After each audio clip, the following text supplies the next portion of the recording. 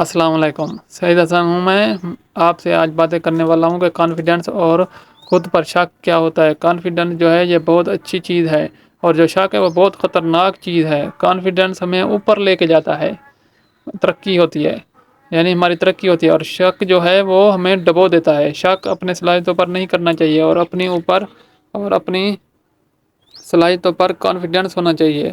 ایسا کرنے سے ہم بہت ترقی کر سکتے ہیں۔ شک ہمیں کچھ کرنے سے روک سکتا ہے،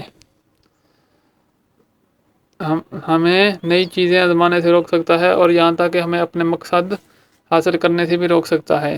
یہ ہمیں کچھ کرنے سے روک سکتا ہے، اور اپنے مقاصد کو حاصل کرنے سے بھی روک سکتا ہے۔ اس کو سیلف ڈاؤٹ بھی کہتے ہیں۔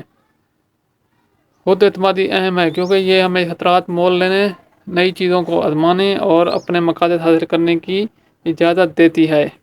اور جو سیلف ڈاؤٹ ہوتا ہے یہ بہت خطرناک ہے۔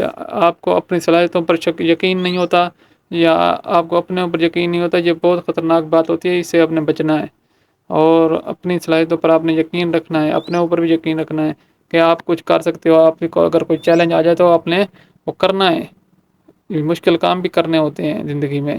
ٹھیک ہے جی، آپ امید کرتا ہوں میری ویڈیو آپ کو اچھی لگے گی۔ اگر اچھی لگی ہے تو اس کو لائک بھی کر دیں اور سبسکرائب کر دیں، تاکہ میں محنت کر رہا ہوں تو تھوڑا ہی مجھے حوصلہ ملے۔ شکریہ۔